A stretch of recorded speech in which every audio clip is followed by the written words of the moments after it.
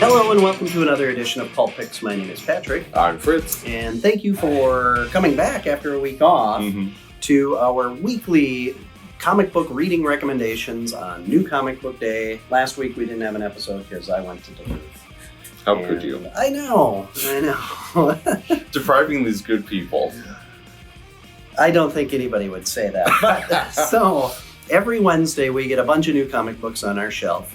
And we like to read them in advance and give you reading recommendations based on our personal likes. But also, we just have a lot of years of comic book reading on top of, reading, and watching movies and television shows and all that kind of stuff. And we like to think that somehow that gives us some sort of insight into what a good story is or not. And there's about 5 of you that agree with us, so we're gonna keep with it. But anyway, kidding aside, it's really enjoyable to sit down every week and read a whole bunch of books and then talk about them. And we actually usually talk for about 15 minutes, 30 minutes beforehand, just kind of geeking out about what we really liked. And did that again this morning, and we've got a number of really good picks that I'm excited to get to. So let's stop yapping and get to more yapping about what we're yapping about. So I take it I should start? Yeah, why don't you tell us? Why don't you bail me out here and tell us what you like this week? So my pick this week was Moon Knight 27. Shocker, I know. It's not like I haven't picked Moon Knight like how many times now? It's been really good. I mean, it's that's the thing. It's so good. Like any week an issue comes out, it's a contender, and sometimes it just happens to be like the contender. Extremely consistent. Yeah. Oh, like honestly, very few books that even like a lot of the other ones I enjoy are as consistently good as Moon Knight.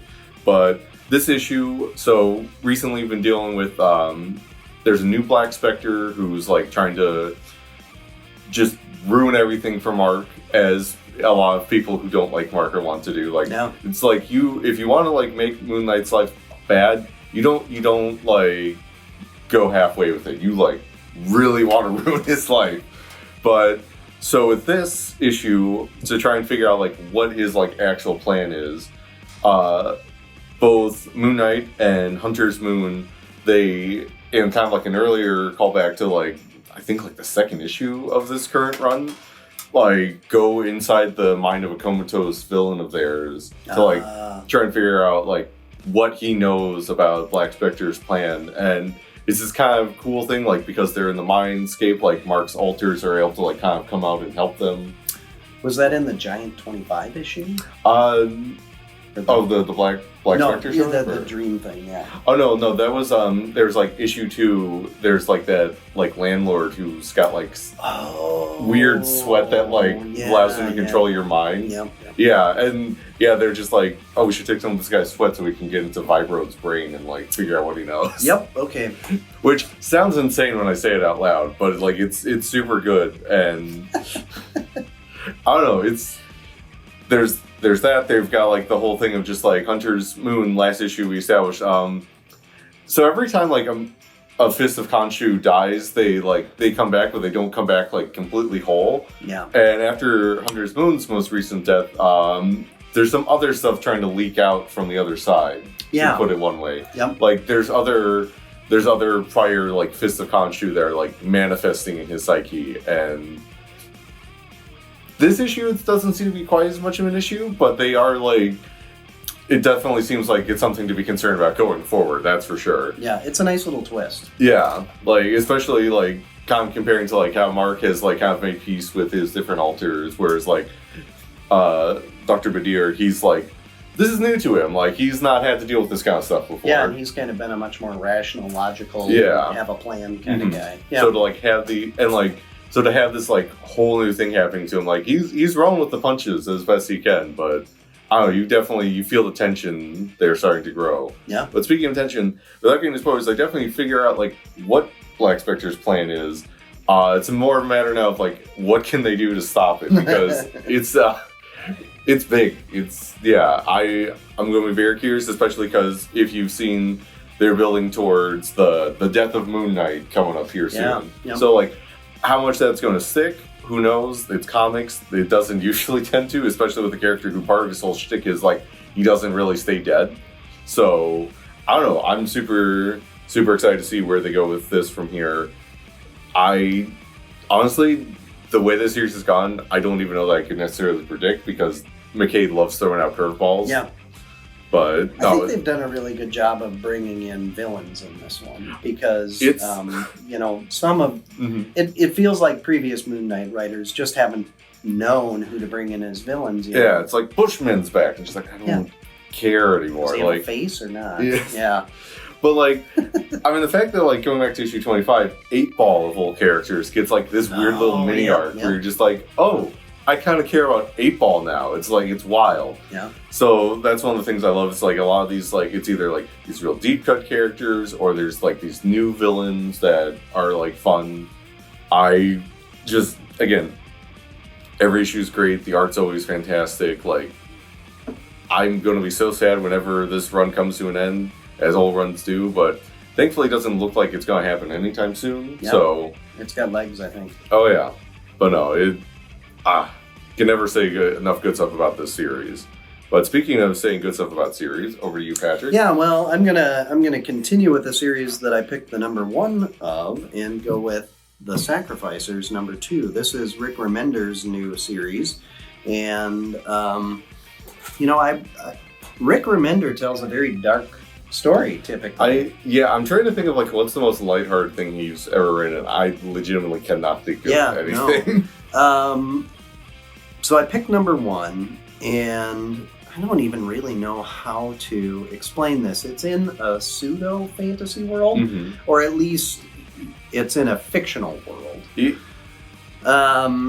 So it's not based on, like the here and now or our past, or it's not like a pseudo fiction. It's the whole world is completely fantasized. So, but we don't know if there's any like magic or swords and sorcery kind of fantasy. I don't want to necessarily lead you to believe that that's what it is because we just don't know yet. But the gist of it is that there are these guys that go around collecting what appear to be teenagers or young people from different communities around this countryside for some sort of sacrifice, and you just don't know they don't know what exactly that sacrifice is. In this book, they actually end up, while they're camping one night, moving towards whatever their destination is, they end up arguing about it, the sacrificees. They all have the, atomical or anatomical properties of different animals and stuff. So one of them's pigeon-like, one of them looks like an orca and comes from like a whale-looking kind of like people, but in a very human kind of way. So it's more like he's got a beak and feathers and whatever, but the shape of his body is not pigeon-like, it's very human-like. Same thing with the orca people and whatever. And then there are people who just look like people. And then a couple of the guys who were dragging them along the way look very monstrous. And there's just one guy who's just kind of got a gaping maw with like grody, sharp teeth coming out of it. Looks like maybe his nose was cut off and part of his face was cut off and he's wearing a metal helmet. And it's like, oh, well, that's horrifying. Yeah. So anyway, the art is beautiful. The story is intriguing because Remender is keeping you in the dark on a lot of stuff. Which he does in a lot of his series, and he's usually really good about that. Like he's very good about like giving you just enough information, like issue to issue, to kind of like figure out like the wider scope of things. Yeah, and it's really, sometimes being spoon-fed is fine, I guess. But especially in a story like this where the creators are making this brand new world for you to go into and experience, for them to not explain everything to you can be really fun, because then everything's kind of new and surprising and wonderful, and you find yourself kind of gasping at different points going, oh my gosh, I didn't see that coming. So at the end of this, we get some sort of insight into what the sacrifice may be, but is it really? And that's kind of where I'm at on this one. But again, it's just really interesting, and he does a great job of the making the characters relatable. So even when there's conflict, you can see the point of view of each of the characters in that conflict. Even though you may like one of the characters more than the other, you don't despise the other character necessarily because you get just enough of their backstory to understand, like, oh, well, that's a terrible backstory. That person's going to be pretty messed up. Yeah. But, and again, the art along the way just really draws you in. So it's one of those fun Image. I'm sure that it'll be, 2, 3, well, maybe, I guess this one is world building, so it could go further. But, a handful of volumes of graphic novels, that's typically what Image series kind of run to be. So it's usually not a huge investment. Watch, 10 years from now, this will still be going. It'll be Remender's longest running series. But it wouldn't necessarily have to be. And that's kind of the nice thing about these totally standalone books that like Image or Dark Horse or some of those other publishers do, is that your investment can be just in this one book, and it doesn't have to be in a whole bunch of other stuff. That being said, our consensus pick brings in a whole bunch of other stuff from a major publisher that has been around for just a while. Yep, so consensus pick this week is Birds of Prey #1. I don't know about you, this is one that is like, as soon as they started kind of teasing out the new members and everything and like who was going to be doing the book, I was like super excited. I think the third, because originally when they announced it, they were just like, oh, it's going to be Black Canary and like this kind of like mystery team of characters, and then like they slowly were just like, and it's going to be Batgirl, and then Big Barda, and then Zealot, and then Harley Quinn, and like I was down from the get-go because like I've always liked Birds of Prey, like I just think they're like a fun team, but as soon as I saw Big Barda was going on, it's just like, yes. I was just going to say, when Big Barda got announced, it sent ripples through the comic club on that Tuesday night, and everybody was talking about, well, I'm down now. Anytime, like, I'm pretty much game for anytime new gods show up in anything, but specifically, like, Mr. Miracle and Big Barda, if they're going to be in a book, like, I'm probably checking it out.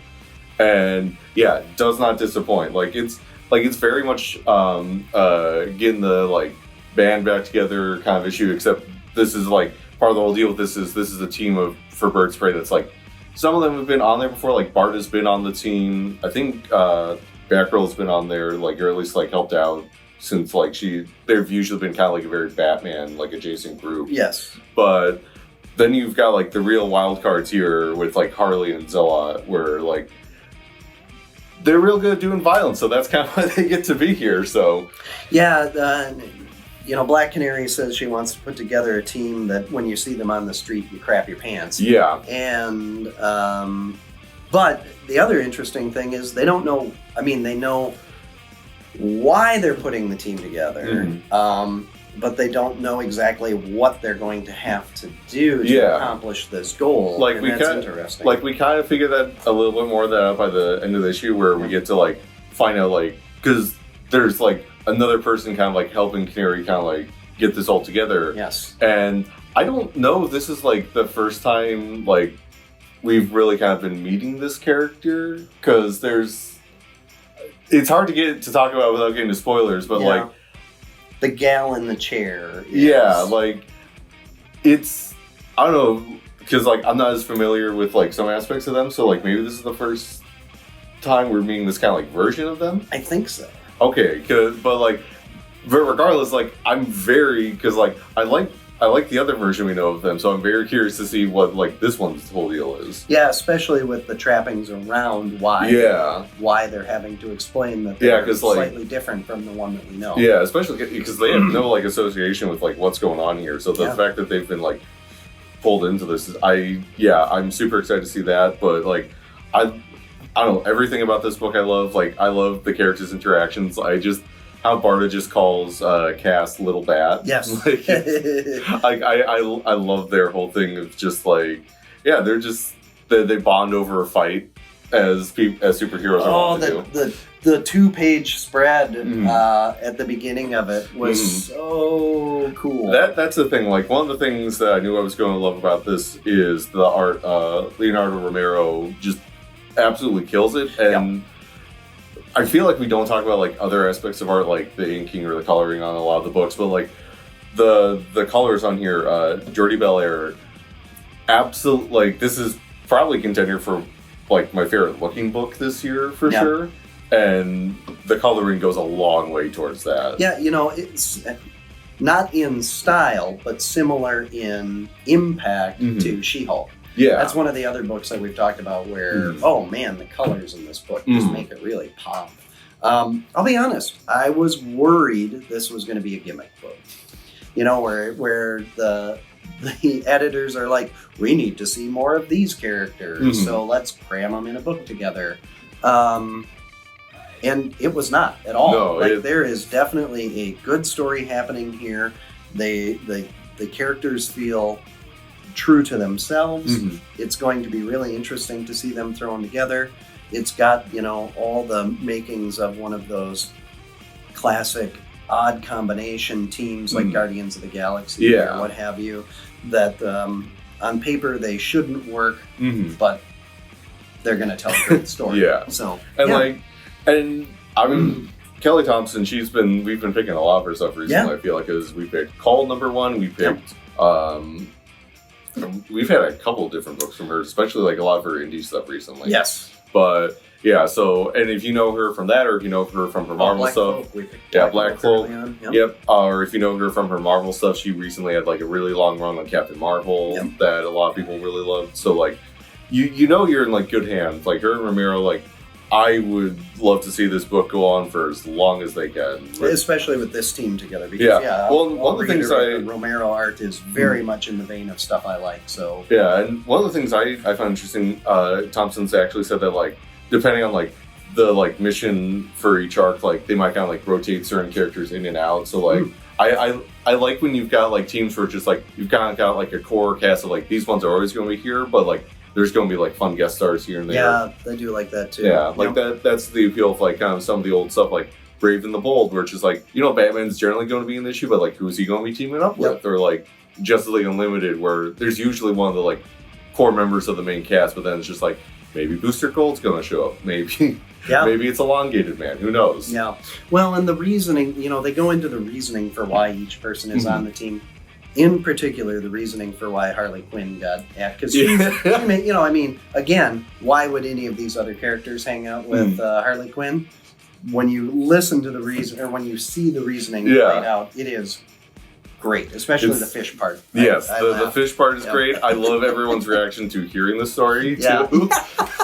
Yes. It was just really good. This was a really good book. Well done, Kelly Thompson and team.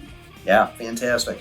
Well, you probably can tell from our enthusiasm that we really like to do this, so we'll probably be back next week to do it again. We will. And be sure to like, follow, subscribe. We've got all the social media stuff. Most importantly, we've got a store here in Mankato, Minnesota, and we love to see people come in and tell us what they like reading and talk about their favorite books. So get a physical book in your hand. It's the absolute best thing, and we'll be back next week with more picks. Thanks for joining. Yay. To